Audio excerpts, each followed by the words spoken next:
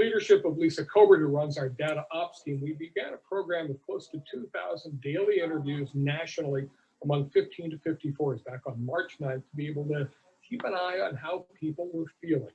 It's a massive trove of data at this point. So this chart shows coronavirus concern tracking that we undertook on March 9th and running through November 22nd here. The red line traces extreme concern about the virus. Back on March 9th, just 14% registered extreme concern, but that red line hit 50% on March 26th. And it waggled there between 40 and 50% through April and much of May. And then as Memorial Day approached, it finally dipped below 40% further in early June. Through the summer, extreme concern gradually increased. And while it eased a bit at the start of the back to school season, it's been bubbling around 40% after 8 months. The last data point here for November 22nd shows extreme concern at 39%.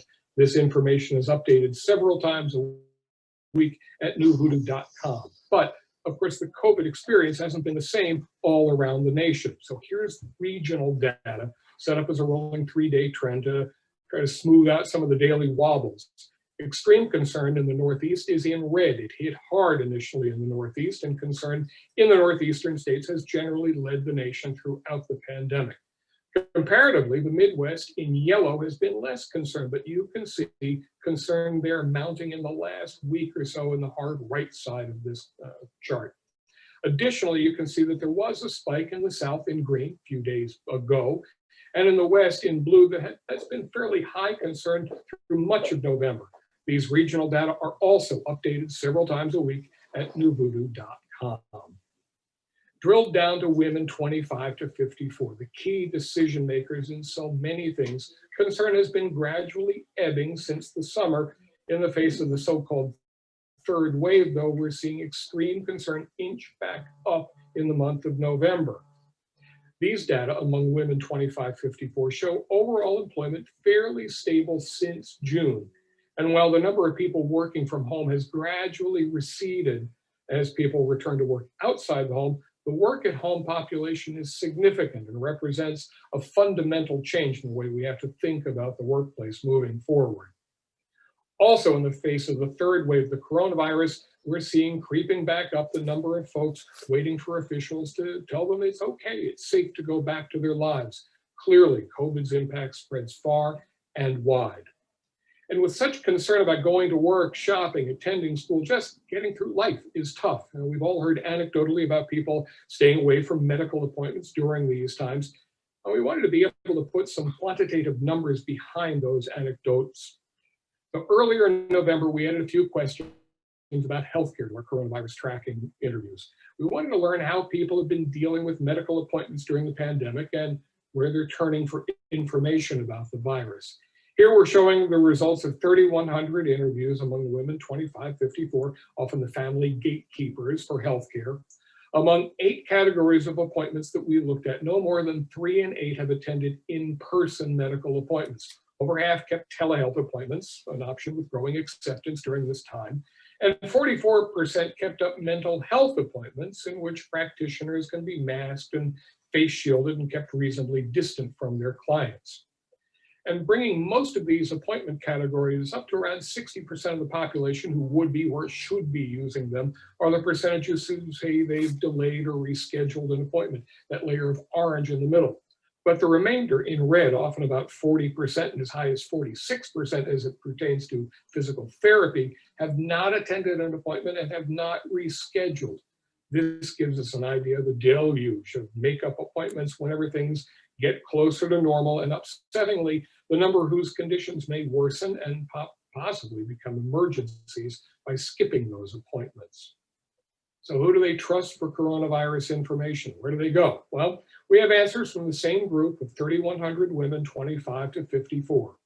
The most trusted and most used portals are the CDC website, local state health department resources, the online presence for their own primary care physician, and coronavirus.gov, all 4 portals serving at least 3 in 8 here. But that's not to say trust is no better than 42% for these sources, only that 42% or fewer trust and use these portals. Total trust is considerably higher for all these sources. adding this orange colored layer of percentages who trust these sources, even if they don't typically use them, we see that the four highest with total trust numbers around 80%, and many other sources with trust numbers at or near 70%. So let's isolate the remainder, those who don't trust these sources. Happily, over half are skeptical of the coronavirus information they get from social media, and just 17% are skeptical of CDC information, and just 14 or 12% as it pertains to their local state health department's website or their own primary care provider's portal. I may have fallen on the side of trying to cover too much ground in too short a time. If you're left with questions, no worries. You can always email us at tellmemore@nuvoodoo.com, and I'll make sure you get an answer promptly. So I'll turn things back over to Mimi. Excellent. Thank you so much, Leigh. So now we want to see what does all of this great data mean when it comes to your marketing and communications activities. So the first thing I want to do is let's just take all of this data and boil it down to the relevant takeaways. This is what we have. So first of all, this, as Leigh said, this data is based on the primary healthcare decision maker demographic of females 25 to 54. So about 70% of them have concerns about the coronavirus and are taking precautions. As he said, that 40% is around that extreme concern. There's another 30% on top of that, though, that still have concerns. So a vast majority of the country, when it comes to this demographic, are still very concerned. And now as we're heading into this next wave and this spike, that is also clear. A third of them are working from home, while another third are going into work, and just over half are ready to resume part of their normal lives. In terms of their healthcare utilization, only 3 in 8 have attended in-person appointments, whereas over half have kept telehealth appointments. So hopefully all of you are making use of those services to the best of your abilities and expanding those where you can. But telehealth is what people, at least over half, have been keeping at this point. Up to 46% have missed scheduled healthcare appointments and not rescheduled, including things like physical therapy, dental procedures and checkups, and needed medical procedures and physical checkups. So all of you know that that's alarming information for those of us in healthcare marketing to have, because you know that when people put off that needed care, that can lead to complications and emergency visits. Finally, the most trusted information source of information beyond the federal and state health departments are primary care physicians, which is also good news. So we've all seen this graphic back in our college days, maybe. This is Maslow's hierarchy of needs. So consider this as you're thinking of strategy and message for your communications right now. The foundation of human well-being is physiological and safety needs, followed by love and belonging. Well, think about how the pandemic has rocked this foundation. Unemployment declined in October a little bit to 7% from a high of more than 14% in the spring. Should the COVID-19 continue to impact unemployment, those numbers could rise again, and we could see unemployment rates again at record highs. This impacts the population's ability to meet their basic needs for food, clothing, and shelter. Next is safety. The research by Leigh's team shows us that people are still very concerned about their own safety as well as their loved ones. And then the next level of the hierarchy is our need for love and belonging, including intimate relationships and friends. Of stopping the spread of bring about and impact this very basic need. So wearing a mask, it limits our inability to interact and connect with others, social distancing, staying at home unless we absolutely have to go out. Even we haven't even talked about the top two levels of need, but a third of the population is working remotely, and there are no side conversations and high fives at the office over a job well done. So a whole lot of things happening there from a needs perspective.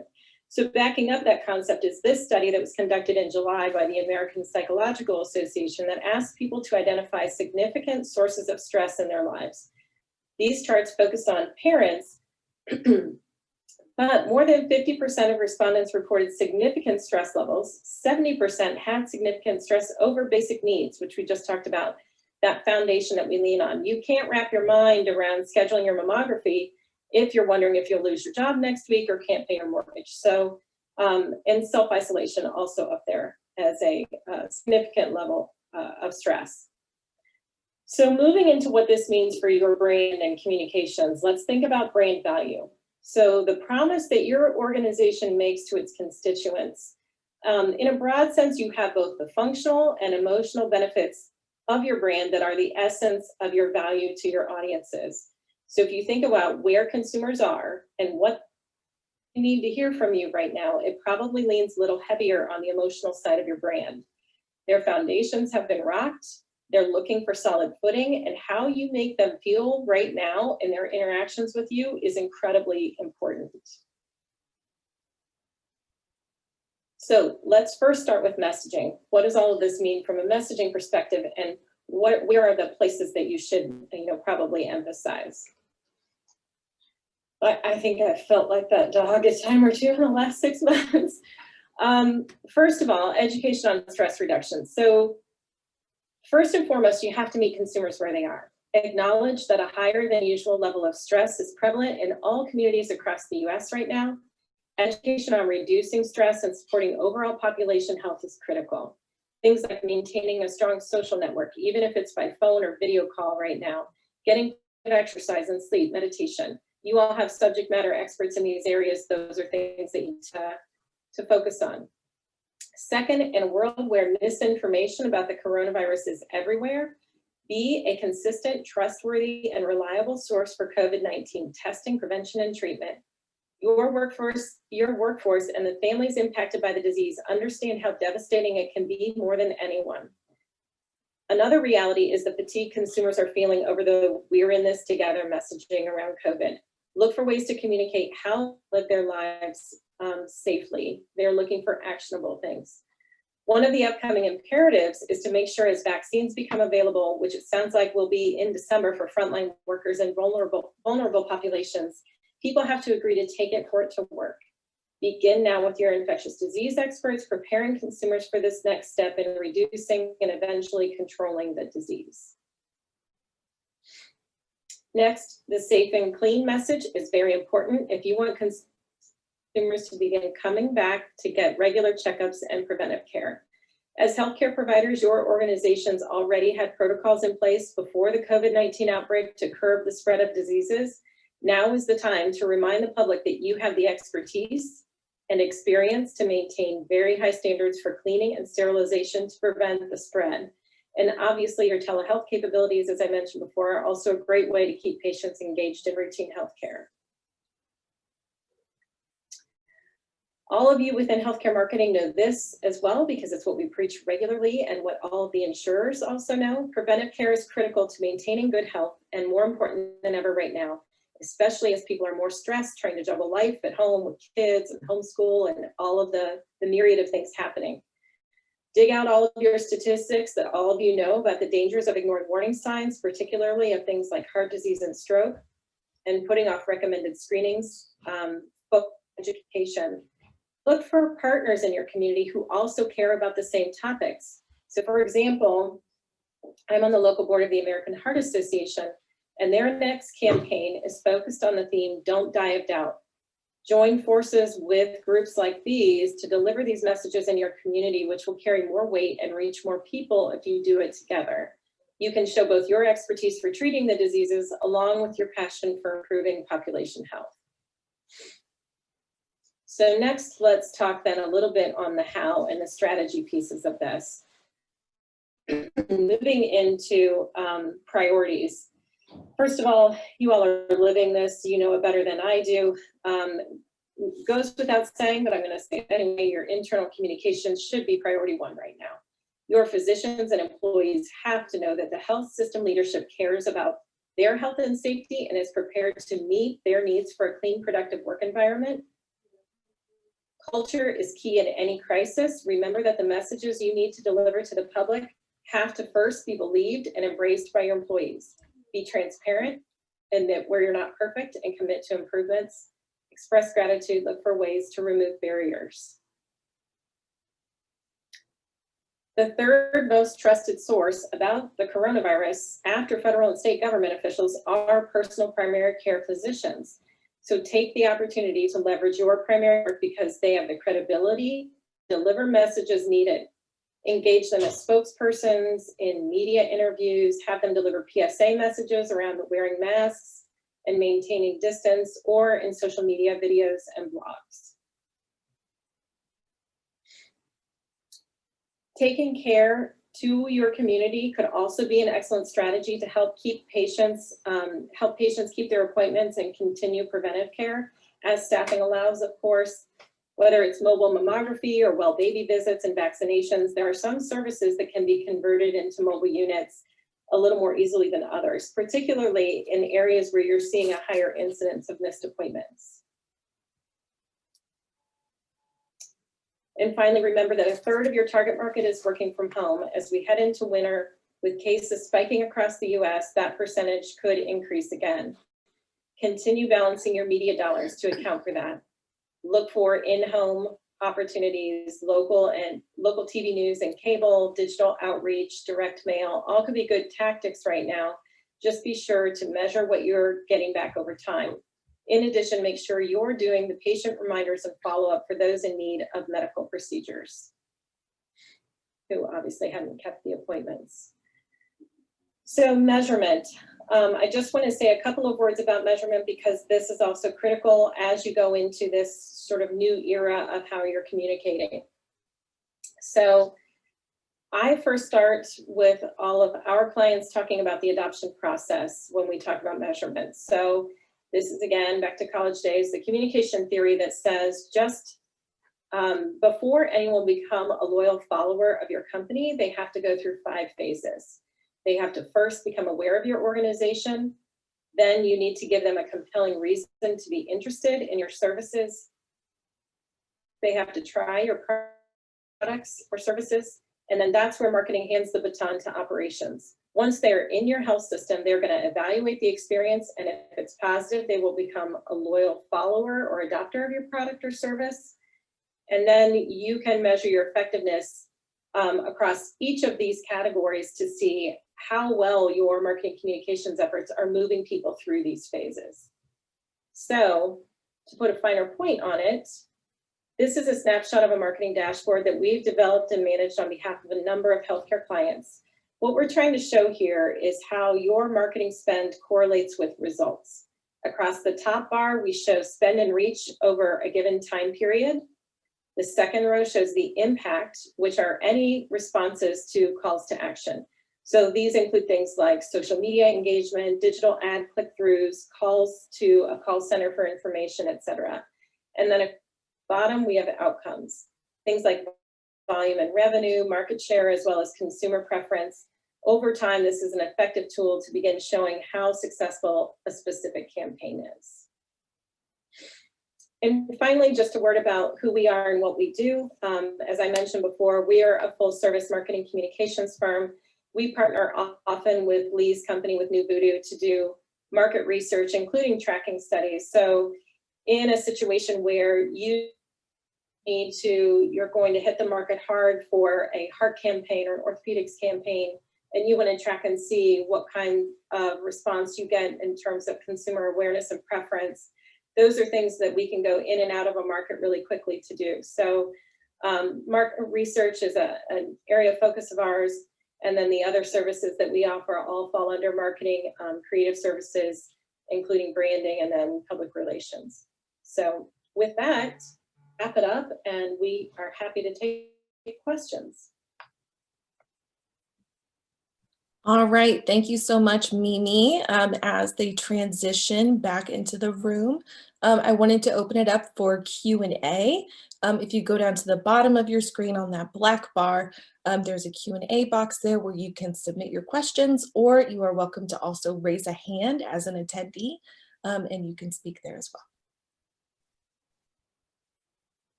Thank you so much, Libby. I am now seeing if Zoom is going to let me turn on my video. There we go. Thank you so much, and thanks so much for coming. We do have one question so far, and Leigh, I'm gonna let you turn on your camera as you would like as well. So the first question, if our portals are seen as a trusted source of COVID information, what are the best practices for how to display this on our site, and how much content do we need? So that's a great question, I think. You know, I think one of the things about COVID information, obviously there is a myriad of information out there. I think one of the things that I would be cognizant of is that the information that shows that your primary care physicians are a trusted source of information. So if there are ways for you to see what questions continue to come in from the public, and whether that's through your portals or through through the media in general and other outlets, if you want to be monitoring those questions, and then maybe have your primary care physicians answer those questions, whether in blogs or on videos, and post those on social. I think those are great ways to keep your information fresh and relevant. I'm sure by now pretty much everyone has the basic information covered, which of course is important, as well as all of the specifics around how to interact with your organization and patients who are staying there. So visitors information, all of that good stuff, how to send information to and from the hospitals, obviously are all relevant and important to keep updated. But I would also look for what are the current questions, what are people asking right now, and try to stay fresh on your social channels by using your primary care physicians to answer those. All right, another question. Great presentation. Will I be able to share it with my coworkers? Yes, we will make a link available for the webinar overall for those of you who have attended, and send that out to you so that you can share with your colleagues as well. Mimi, I had another question come through. This one says, we've been touting safe and clean messages, but it doesn't seem to be resonating based on your study. Are there any thoughts on what can be done about that? Good question. Yeah. Safe and clean, you know, one of the things that we talk about with any kind of marketing communications and messaging really is that by the time you're tired of the message, people are really just starting to hear it. I think there is, obviously we've seen from the data, there's a great deal of fear and uncertainty and concern about going out and interacting in the public.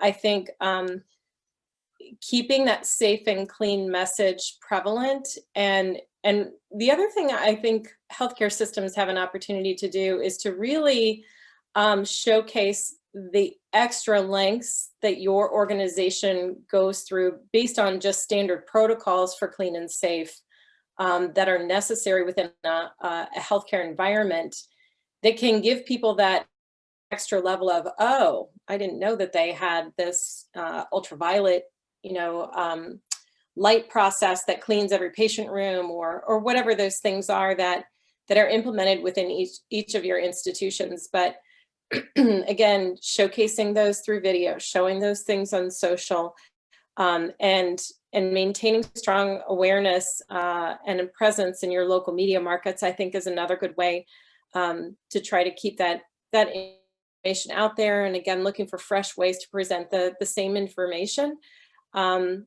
Using a variety of channels will also reach more people differently. So people seeing that information across local TV news, as well as on, you know, YouTube or another social channel, will be all different ways that you're going to reach a broad range of people. So I think all of that is helpful. Right. Any other questions that we have? All right. Excellent. Well, thank you all for coming, and we will follow up with a link to the final webinar that you are welcome to share with others. And we're looking at potentially doing an update of this information in Q1 of next year. So we will also keep you posted as that becomes available. Thanks so much.